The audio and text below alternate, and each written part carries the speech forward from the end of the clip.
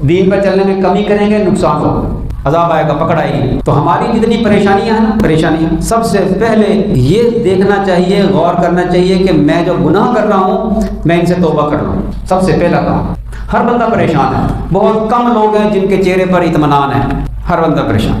اور یہ پریشانی کیوں ہوتی ہے؟ ایک بندہ جو مستقل پریشان رہتا ہو نا، تو سمجھ لو کہ ایک ایسا گناہ کر رہا ہے جس سے توبہ نہیں کر رہا، چھوڑنا نہیں چاہتا۔ وہ خود سمجھ لے، وہ خود پتا ہوتا ہے کہ کون سا گناہ مجھ سے نہیں چھوٹ رہا، کیسے چھوٹے گا وہ گناہ؟ اللہ والوں کی صحبت میں بیٹھے، تبلیغ میں وقت لگائے، موبائل گھر چھوڑ کر جائے، پرہیز بھی تو پورا کرے نا۔ پرہیز کرنا نہیں، آرام کیسے آئے گا؟ دو باتیں میں نے کی ہیں۔ دین پر چلنے کے لیے اعلیٰ نسخہ یہ ہے کہ ہم اپنے دل میں اللہ کی محبت پیدا کر لیں، اور محبت پیدا ہوگی محبت والوں کے پاس بیٹھنے سے، ان کی صحبت میں رہنے سے۔ یہ شعائیں ہیں جو سینے سے سینے میں منتقل ہوتی ہیں۔ محبت والوں کے پاس بیٹھو گے محبت آئے گی، اور دنیا کی محبت والوں کے پاس بیٹھو گے تو دنیا کی محبت آئے گی۔